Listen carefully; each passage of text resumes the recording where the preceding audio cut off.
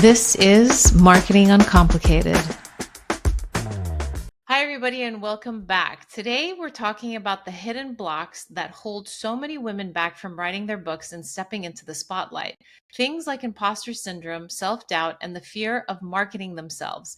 My guest is Nancy Marriott, a writing coach and editor who has dedicated her career to helping women overcome these hurdles.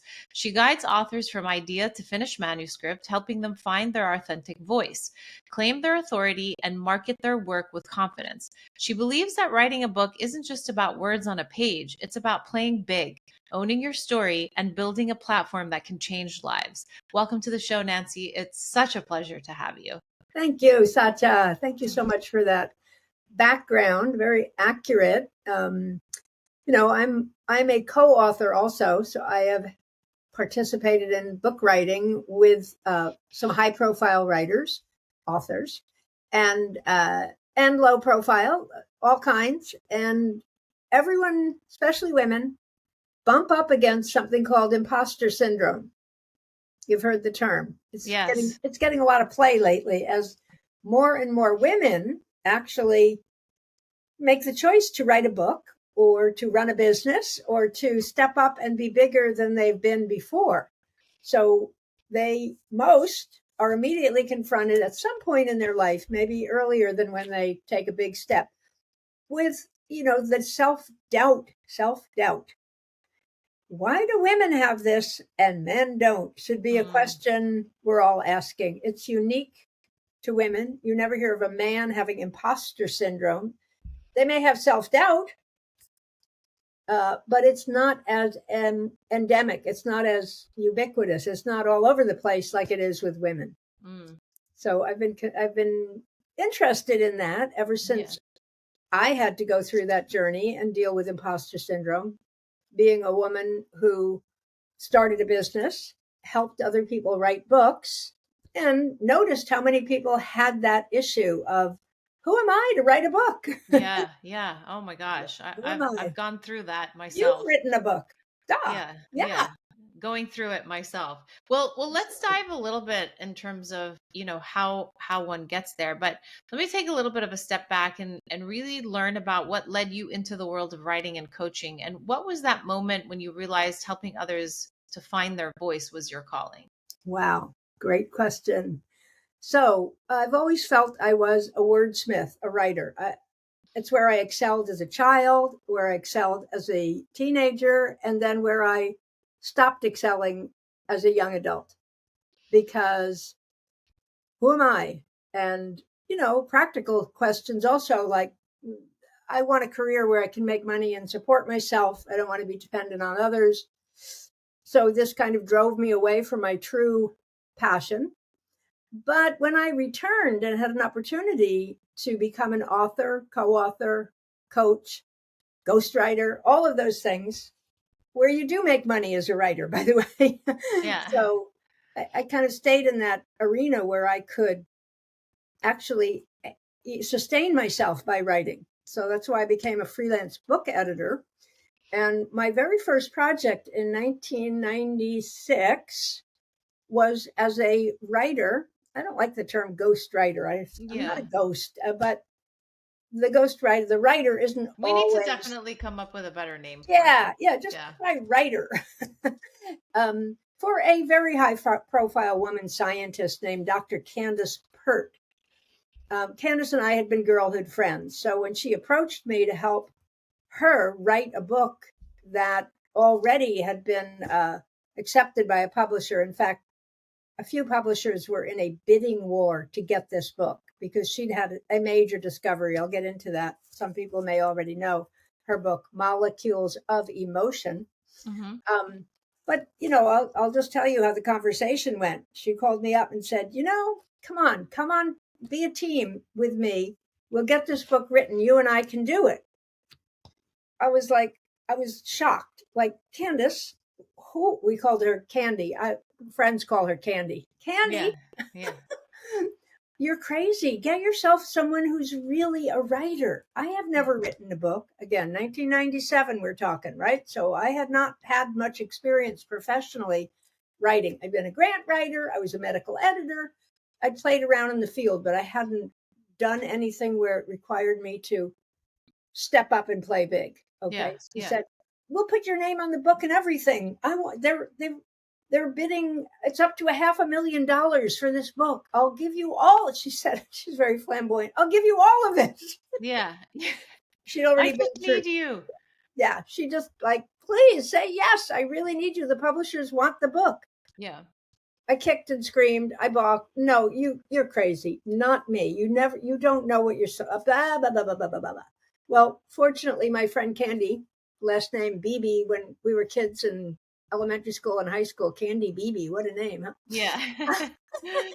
Fortunately, this is a woman who didn't, what's the word, step back, sit down.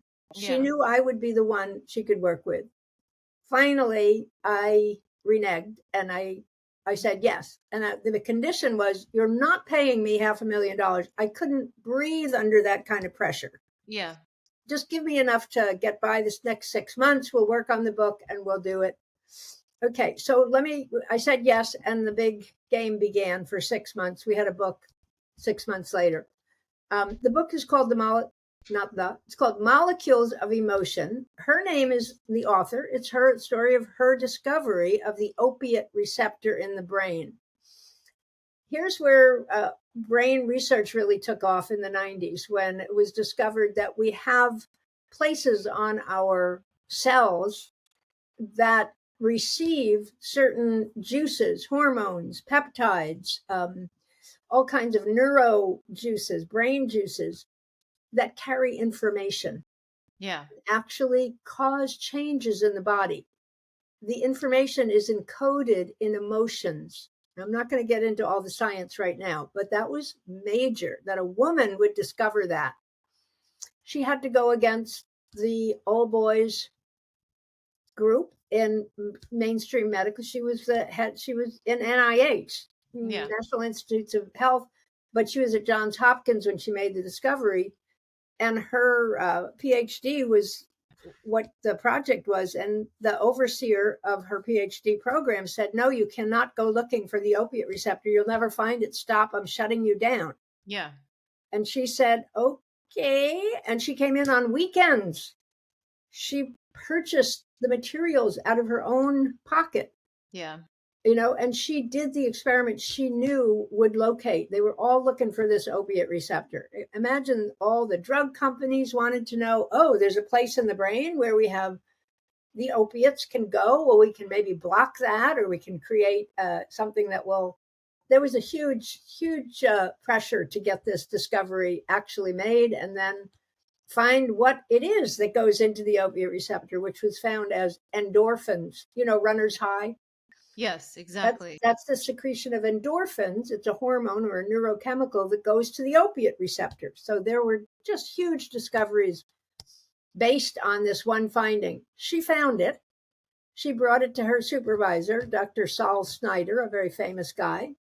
He jumped up and down. He was so excited. He just totally confirmed her. He sent her to all the conferences. He was ready to put her on a pedestal until it came time to get what precedes the Nobel Prize, something called the Lasker, and then it leads right to the Nobel. And he cut her out. He cut her out. Oh my He never gosh. included her name. And she kind of had that moment, right? We call it the Rosalind Franklin moment. So Rosalind Franklin, a couple of Yeah. decades before this, have you heard of her? No, I haven't A actually. couple of decades before this, Rosalind Franklin discovered the DNA, the DNA thing, that thing that Yeah. goes with that. Yeah. She discovered huge. Watson and Crick, who are credited with that discovery, were unknown. They went into her desk while she was away and took her research and took credit for it. Oh my gosh. Yes, Rosalind Franklin moment. All scientists, especially women, know about that. To this day, even though books have been written, and I was just reading one the other day about how Rosalind Franklin discovered the DNA helix. Yeah. Helix. Helix. So for Candace, it was like, oh my God, I'm at the Rosalind Franklin moment. I'm about to be buried.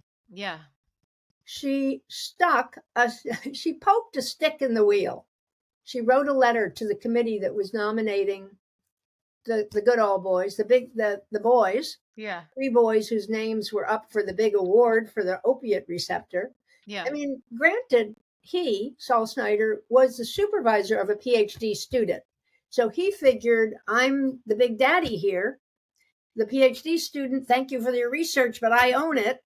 Yes. He felt justified. So she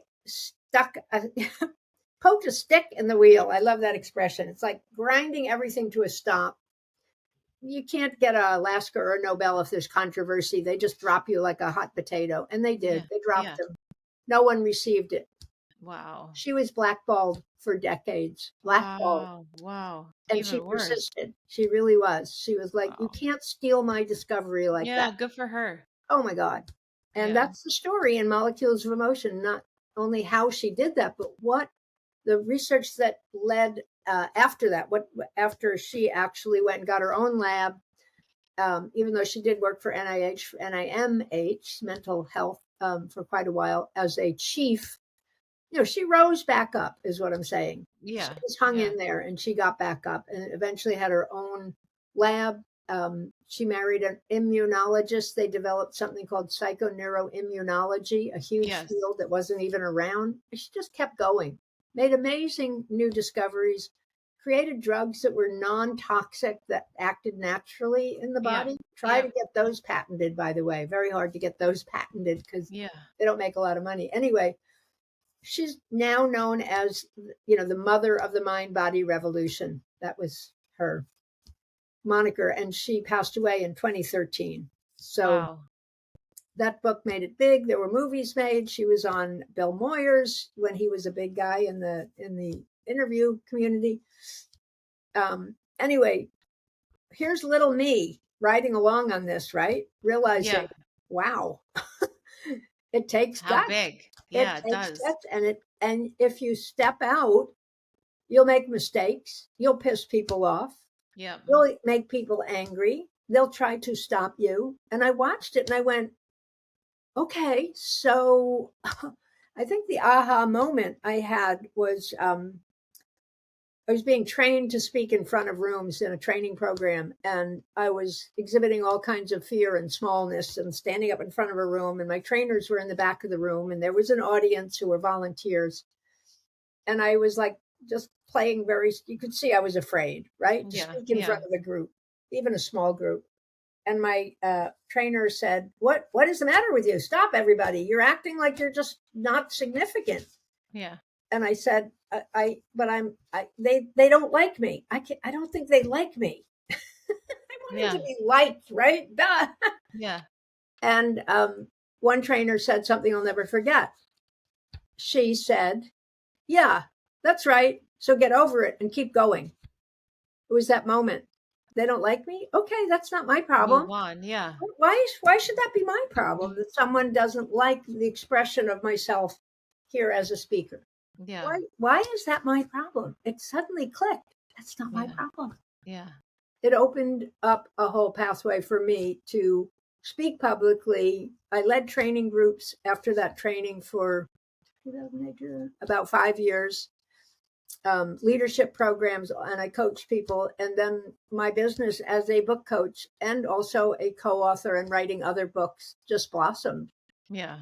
It just, you get to a point where it doesn't matter that they don't like you or they think you're a fake. Yeah, they're going to do that. They're going to Yeah. do it. Always. They'll think you're Always. fake. They're going to Yeah. challenge you. There's something called tall poppy syndrome. Have you heard of it? Not this one either. Oh my goodness. Yeah. It's the handmaiden to imposter syndrome. Yeah. Yeah. So I discovered it when I worked with an Australian woman author from Okay. Australia. It's very much used as an expression there. So the tall poppy syndrome is when people are, mostly women, usually women, attacked, resented, disliked, criticized, or cut down because of their achievements or their success. Wow. This happens to women in the workplace. There have been studies. There's a huge study that was done in 2023 of like 5,000 people. Do you encounter this kind of in the workplace, of course, where women usually start, even women who have their own businesses like yourself. You were on staff, before you Yes. had your own business, Yes. right? Yes. Yes. So it's a path for so many women is to be in the workplace first and then move into their own business, right? So in the Absolutely. workplace, tall poppy syndrome is Real. yeah, it's there. Yeah. It's there for Yeah. everyone. And it's the expression is funny. It comes from ancient Rome Yeah. where where some emperor, you can Google it, the emperor said to his son, I want you to go out and kill everyone who objects to my power and is trying to usurp me. Kill them all. And Yeah. and the son is like, okay, dad. And then the emperor goes out into the garden and he lops the heads off of all the poppies, the tall, growing, beautiful flowers. Yeah. So it became known as tall poppy syndrome, Wow. was cutting down those who dare to stand out, especially if they have power or they are ostensibly successful. Mm. Too much, you're too much. Okay, the Japanese have they also have what that's expression about the tall nail gets hit. And there's a Chinese expression too. So certain cultures, interesting, all in that area, Yeah. who have really gone with this. Don't let someone stand up taller than me Than me. thing. Yeah. Absolutely. And Yeah. so a woman comes in and is ostensibly um, successful and actually takes pride in her success and risks getting insulted, criticized, disliked, cut down. Yeah. That's terrible. Yeah. And Well, then you're supposed to go out and start your own yeah. business. Yeah. I mean, they don't make it easy, but I No. mean, let's talk a little bit about why we think imposter syndrome shows up so strongly for women versus men, especially when Yeah. it comes to writing books. Yeah. Well, when you write a book, you are an author. Okay. Well, we take that word lightly. Author, we know what that means. That's the writer. Yeah. Yeah. Well, think of this. That word is also means you are an authority. Yes. You become And an authority. you become an authority. And all you really need to do, and this is maybe a little sad, but anyone who puts their name on a book gets Yeah. the Yeah. status of author/authority. And people go to the book and they look at the book and they look, oh, she wrote this. And all of a sudden, everything in that book carries more authority than if she were just standing there and hadn't written a book, right? So a book gives authority to the readers. Most Yes. women clients I've worked with have no idea that that happens. They don't know that there's an automatic granting of authority to anyone who puts their name on the book. Now, maybe a false person or an unqualified person wrote a bogus book. Okay. Yeah. It Yeah. happens. Yes. But Yes. everyone I've worked with is hardworking, creative, willing to take, risks and put in Risks. the effort and be that authority. And Yeah. if they haven't, I advise them, let's get some more research, or I'm going to challenge some of your ideas. Let's see if you can stand by them so that they can stand up and be the authority and comfortably. That changes everything in book writing. Suddenly, the biggest shift I've seen as a book editor in the Yeah. text of books that are written by women who accept their authority, they're comfortable with the you pronoun. What do you So mean by what do you mean by they're comfortable with the you pronoun? okay, the you pronoun is when you address your reader directly. You Okay. talk, you will be happier if you blah blah blah. Okay, if they're giving Yeah. advice. Yes. Those who are not comfortable in authority tend to hide behind the we pronoun. The we will do this. We can do Yes. this. We can do Yes. that. Okay. What does that do to the voice and tone of a book? Well, The you first of all, it's pronoun. called the royal we. So you're putting yourself on a platform, but even more relevant is you're making an assumption that everyone's where you're at, and you're hiding behind not addressing your reader more directly as an authority would. Now, do we do that because most women, I don't know, what is the epidemic about most women not wanting to really push forward? Is it just history? and kind of It snapping out of that? I mean, Yeah, well, it's tall poppy syndrome, and you've been cultured as a woman. It's everywhere. I mean, when I see it, I recently saw it in a woman who was in a writers group. I'm writing myself these days. I'm writing a yeah. book. I go to writers Congratulations. groups. I share some of my chapters, and I love getting responses from people. And a woman in one of a recent local group where I live here, um, she read a piece, and I gave her some feedback. And I saw her later and she said, wow, it made such a difference. It was a switch your pronouns feedback. Just try Yeah. the same paragraph, but instead of we, put in you and see how Yeah. that shifts your tone. And she said, well, I did that, but it really felt awkward. And I just don't know. And she had like so much self doubt coming Yeah. from her in her words and her manner. And I saw it not as a psychological thing. It isn't. It's just a bad habit. Yeah. Yeah. It's we know when if you're going to be a writer, you know you have something to say. So why doubt yourself? Yeah. When you fear that kickback, that comeback from others, we all fear that they're going to come and Yeah. say, "This is trash. You don't know what Yeah. you're talking about. Yeah. This is awful. You shouldn't have even bothered." So It becomes what do you a think are voice. some yeah, what do you think then are some hidden stories that women are telling themselves to keep them from stepping up? I mean, the more I hear you talk and the more I just feel like it's generational, and it's just trauma that we've been carrying on, and I think that this generation is probably going to be the one to break it. Yeah. Mhm. Yay. Yay. Yeah. Yeah.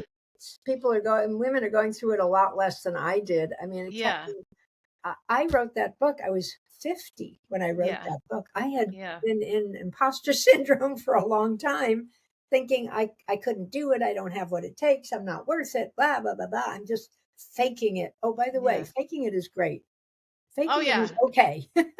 Fake it For till you make sure. it. Yeah. 100%.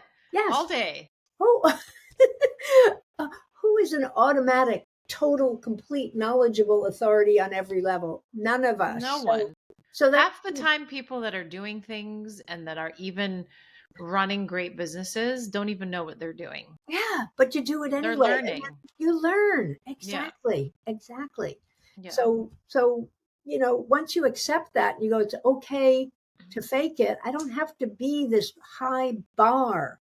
Yeah. I don't have to be up there. Where did that come from? As you say, it's generational and it's Mm-hmm. encultured. It's encultured into us. Women until very recently have had very little voice. Oh, do you know what today is?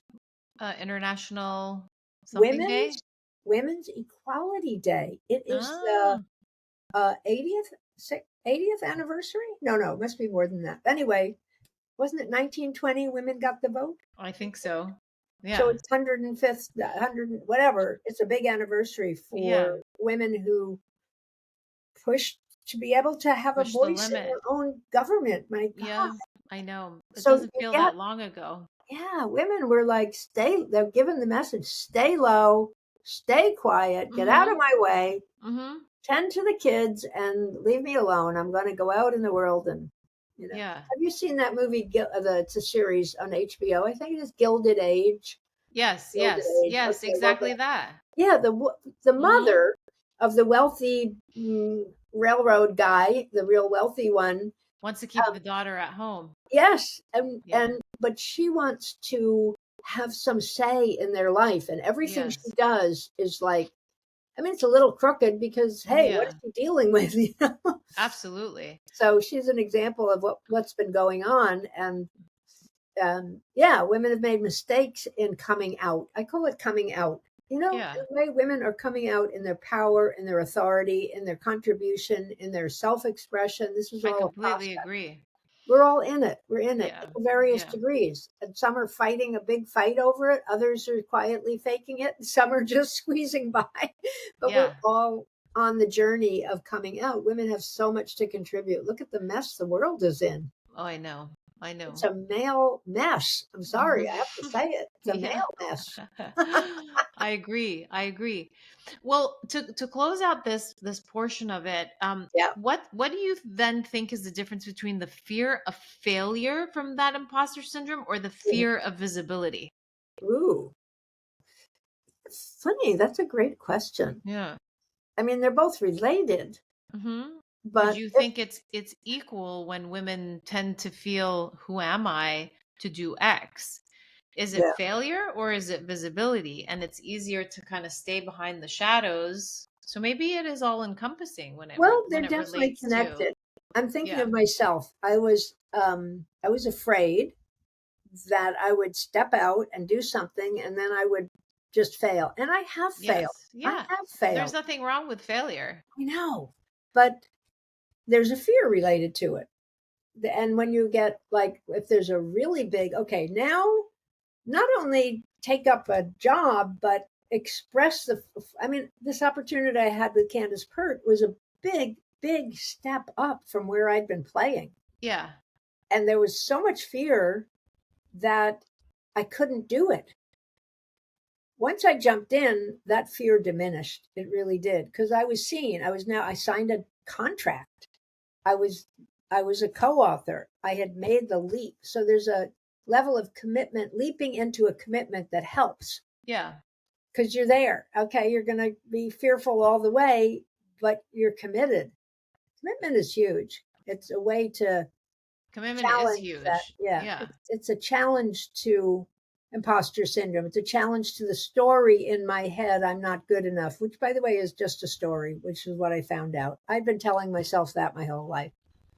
I'm not good enough. I will fail. I have failed. And that kept me playing small, being Mm. little. It's funny, like it's the sense of the failure kept you playing small versus the failing didn't kind of slingshot you forward. It didn't? What do you mean? Like you said that you kept playing small because you failed. Well, I'm not so sure it was Okay. caused I Okay. failed. I think Okay. it went hand in hand Y- with the repeated failures at different things, and then the Yes. story grew. The story grew. I fail. I don't win. I will fail more if I keep taking these risks of stepping out and doing something. I mean, we could go into my psychology. My brother is famous. I have a famous brother, very high, not very high profile, but known nationally. Growing up, the boy in the family was given a lot of platform and encouragement to do his art. He's a cartoonist. He's known nationally and has graphic novels that he's written. So Yes. I was told, well, we hope you have a husband and a family. I was told that. Mm, Again, I mm. grew up in the 50s. Oh, This was we hope 50s, you 60s. have a Yeah, we hope family. you. What Yeah. we would like for you is that you will have a husband and a family, and you will be happy. What we'd like for your brother is fame and incredible wealth and success. And Yeah. so, kind of a shadow. Women are in the shadow often as children, if they're with siblings who are given more of that emphasis. I forgive my parents. I don't hold them. I'm not mad at them. They did what the culture. You see how much the culture does influence what we tell children, For sure. all of that. It was a Yeah. cultural thing. They Yeah. wanted the best for me. All they could see was wife and family. Yeah. And Yeah. check box, I did that. So there. Yeah. But it didn't keep me in a In a pigeonhole. box. No Exactly. box, no S- box. So, Nancy, when it comes to writing and finding your voice, Hmm. how do you flip when women start with "Who am I to write this book"? Do you encounter that a lot with some of the editing that you do or the adjusting of the manuscripts and so on and so forth? And how do you reframe that question for them? It's not easy. You have to Mm, be ready.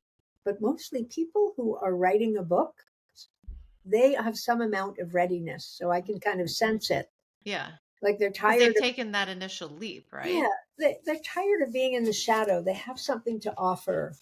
They have something to promote. They have Yeah. something to market. They have something that goes out from their little sphere. And Yeah.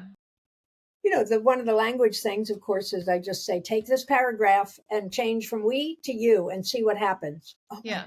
God, I'm talking to people. Ooh, ooh, Yeah. scary at You first, right? Do you think that that creates authenticity in their voice versus writing what they think people will want to hear? Yeah, I think Yeah. it does Yeah. because it puts you in relationship, and you always have to be more authentically you in a relationship than if you're, I don't know, sitting at your computer in your office and just Yeah. generating ideas, which is fine. And lots of Yeah. books, they're good books that use, different pronouns, but the pronoun of you is the one that grabs a reader. So you got to be ready to go and get your reader Yeah. and confront them, like talk to them. Absolutely. Yeah, yeah. So that's one thing. The other thing is I tell them about it. Imposter syndrome. I didn't ever hear that phrase until, I don't know, 5, 6 years ago. Yeah. When I heard that phrase, it was such a great. I realized, oh, that's that thing where you self doubt and think you're not worth it. It gave a name to something. When you Yeah. name something, it really helps. And Yeah. imposter syndrome, it's grown in notoriety and people knowing what it means. Yeah, it's become a staple, which I honestly it almost has like a double-edged sword when you think about it because it's like a crutch that we use now. Really? Tell me about that. I haven't seen that. I want to be on guard because it shouldn't be. I just feel that when we coin a term Yeah. and people identify with that term, then it becomes Like an socially okay, is what I excuse. mean. Like an Yes, excuse. Oh, I yes, have imposter syndrome. I couldn't possibly do. Oh, yeah. yes. Yeah, Which I you're right. think, yeah, Yeah. Yeah. That's too bad because for me, it was a kick in the butt to get out there. Like, yeah. oh, we have named the disease. Now I can get well. Yeah, I, But I I think I can see it that way, but I yeah. think folks that maybe aren't necessarily as strong as you are may use it as a crutch and say, Yeah. "Well, I have imposter syndrome, everyone else does, so it's okay for me to feel this way," which is totally okay. It Yes, is, it but is. how are you going to move past that? Yeah, good question. I've never really Yeah. thought much about that. It's very thought provoking to think of it Yeah. that way. Yeah. Um, Because and when things gain popularity, it's like a yeah, domino effect, exactly. you know? Yes, yes. Well, I mean, I don't want to go into like a rabbit hole, but it's like when they came up with ADHD, all of a sudden everybody else has ADHD. I Is it really know. ADHD or is it just that our world is moving in a direction where we have 300 things going on at once versus what people did in the 20s, 30s, 40s, 50s, 60s? And our brains have to adjust, and they may not quite Yeah. instantly, right? I've often thought that about senility. I mean, there is real Yes. senility, but the older you get, the more there is to not only keep track of, but to be up on and to respond to. It's like it gets huge, it just gets Yeah. bigger and bigger. And so Yeah. then people say, oh, well, you can't keep your mind is going. Yeah.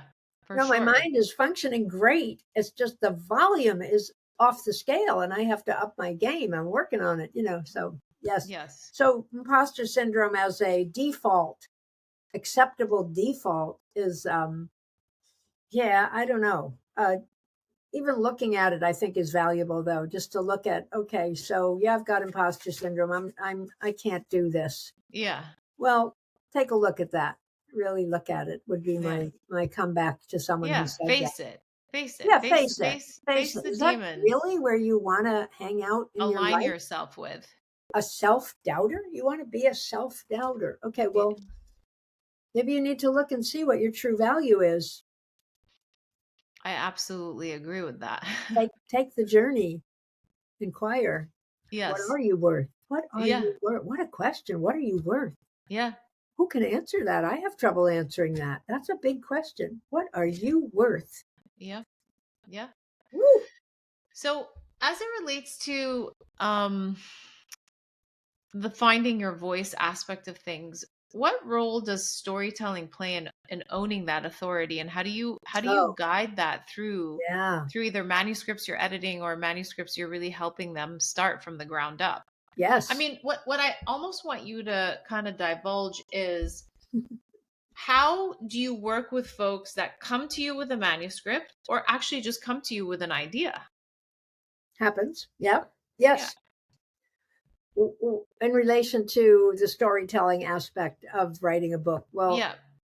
stories are great in any Yeah. book. And they I create a do, connection. yeah. So in Hmm. special personal stories. So my work is all nonfiction. I don't work on novel. I don't edit novels. I don't work with authors who are writing fiction. Yeah. But any kind of nonfiction that has a narrative element will have a story that, and the more the better, right? Yeah. So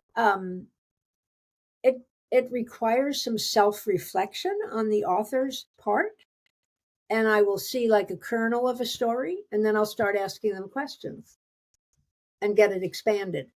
And then I'll ask them to come back with what they've written more about the story. Like, what really happened? Well, what did you do when that happened? Did you say anything?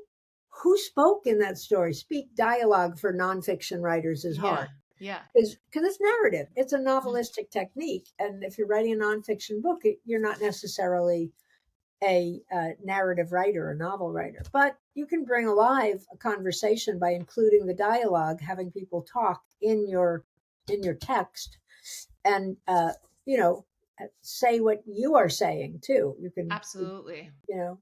So I'm trying to get back to your original question, which was, how do you help people get story into their books when Hmm. they're busy claiming in psychological terms in the back room that they're not worth it. So who cares about my story? Yep. We do. We want the story. Readers love stories. It Well, illustrates it things. also helps a connection, right? It Yeah. creates a connection. You're a real person when you're telling your story in a book. Yeah.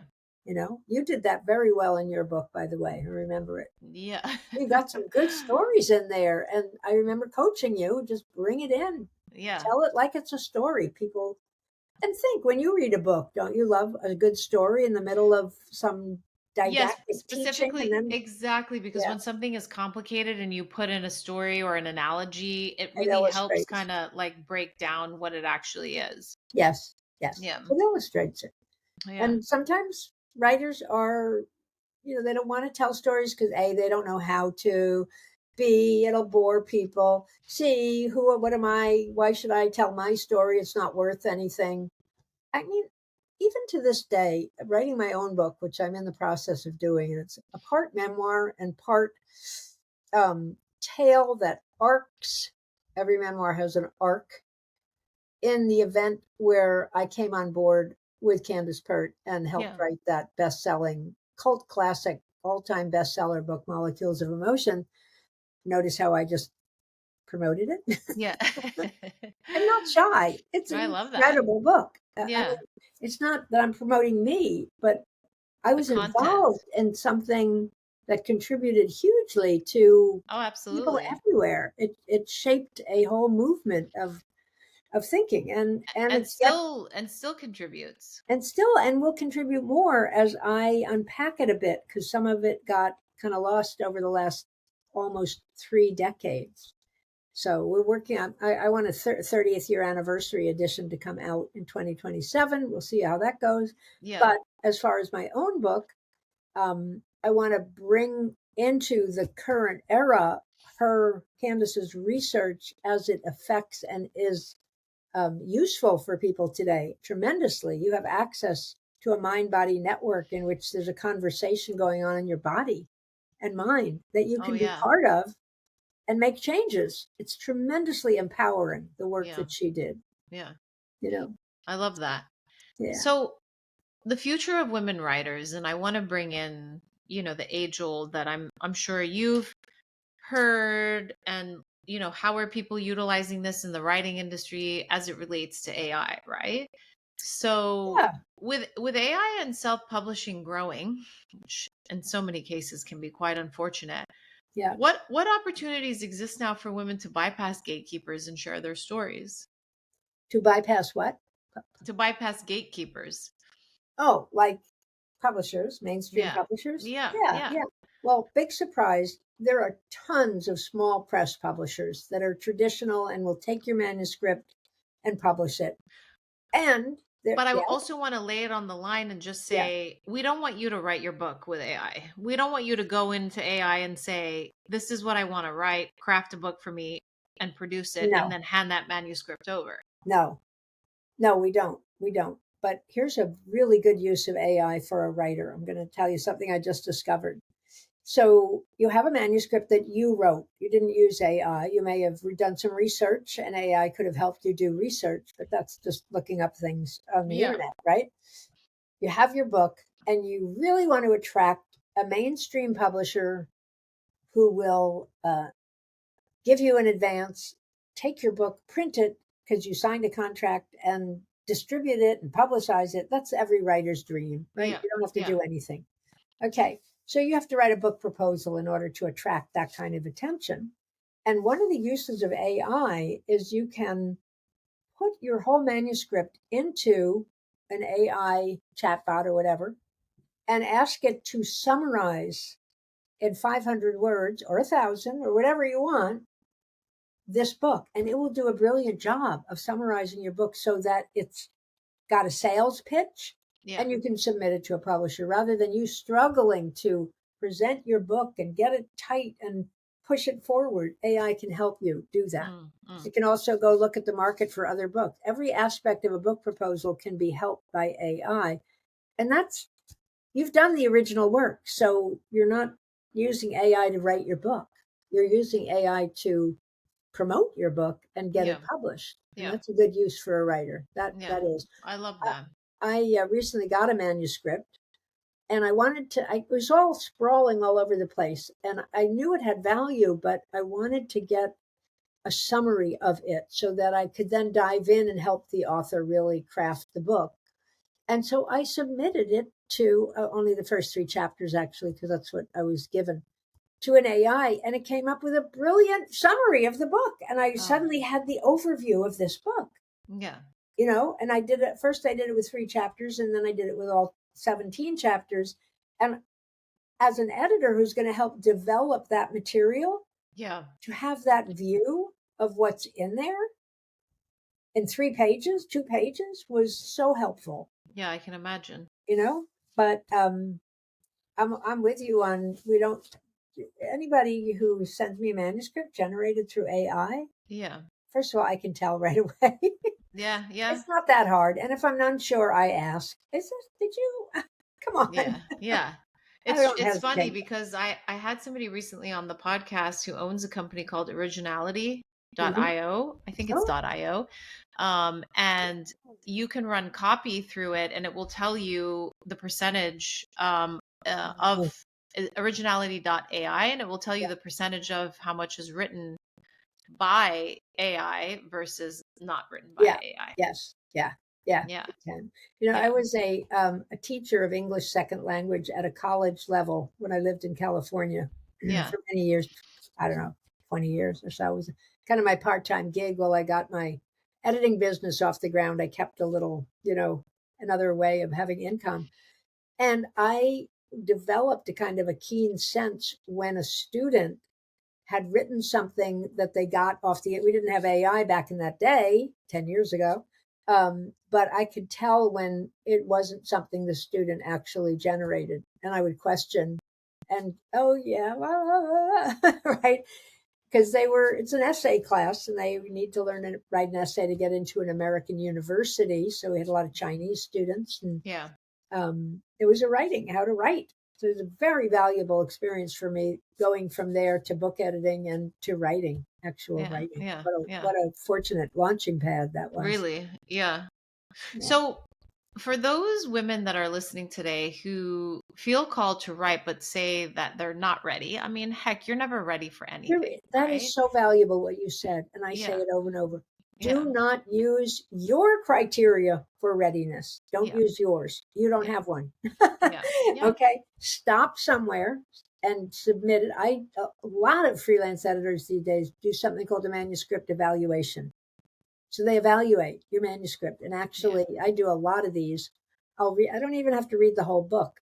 I'd like to see the table of contents. So, and I guess I can take the whole manuscript and put it into AI for a summary and tell them, Yeah. yeah, you're there. No, you still got a ways to go.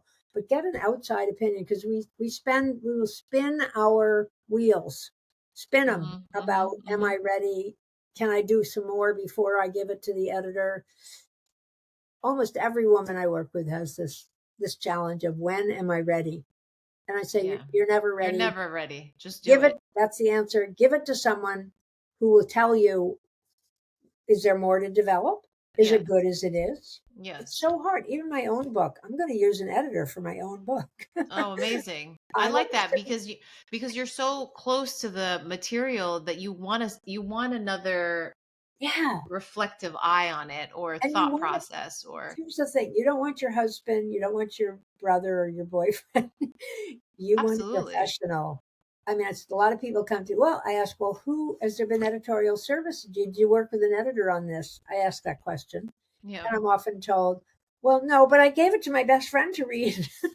Great. They I said it know. was good. No, Yeah. they'll always say that. Do not give it to your best friend or your husband. Submit it to a professional editor. They will, hopefully, most of them. I also train editors. I was started a company called Editorial Freelancers. No, whoops, that's the association. No, Yeah. EAA, Editorial Academy, for learning how to become an editor. And I taught classes online. It's still going. I'm not a part of the business anymore, but I do teach classes through that. And yeah, you need a professional to look over your material. Don't hesitate. It doesn't have to be expensive to No. submit your Yeah. manuscript. I think depending on the size, it can be any. Some people charge a lot to do an evaluation. They give you a lot. I give you less because I want to get you started, and I I don't love charge that. that much. I love Get, that. get It's it. in the support of what you give back. Yeah, yeah. It Oh, gets people into that next phase. yeah, exactly. Yeah, like, oh, and also I can do this. And I never critique any manuscript. I hate that word, critique. What, Yeah. criticize you? Why am I going to criticize you? What I'm Yeah. going to do is show you where your book could go further. Yes. Do you Yes. want to take it this far? You could have done like 6 key things that you didn't do. Choose what you want to do. Yeah. You're the author. Choose Yeah. what you want to do. This is number one priority. Do this. You have no stories in your book. It's Yeah. often one. Put some stories in. Okay, that's development, and that's the kind of editing I offer, is developmental editing, and then follows from that is something called line editing, which brings your language and your tone into more crisp and relatable Build out. messaging. Yeah. Yeah, so those two kinds. I'm not the copy editor, proofreader type editor. By the way, the name of my business, can I plug it? I should plug Yes, please. New Paradigm. New Paradigm Literary Services, and my website is Nancy Marriott, 2 R's, 2 T's, just like the hotel, Yeah. nancymarriott.com. That's where you'll see everything I do, and testimonials of people I've worked with and all that. It's all there. And And we'll you're so definitely funny. link it. We'll link Okay, it thank below you. Yeah. also so everybody can get in Here's the touch. thing. Here's the Yeah. thing that's really unusual about my business, and other women might realize this also, but I have almost, and as a marketer, I almost feel ashamed telling you this, Tell but me. as a freelance book editor, all 99% of the work I've done in 30 years of my Yeah. clients has not come through my website or my actual marketing efforts, of Yeah. which there is very little, Yeah. because all has come through word of mouth or That's the best referral. kind though. Referral.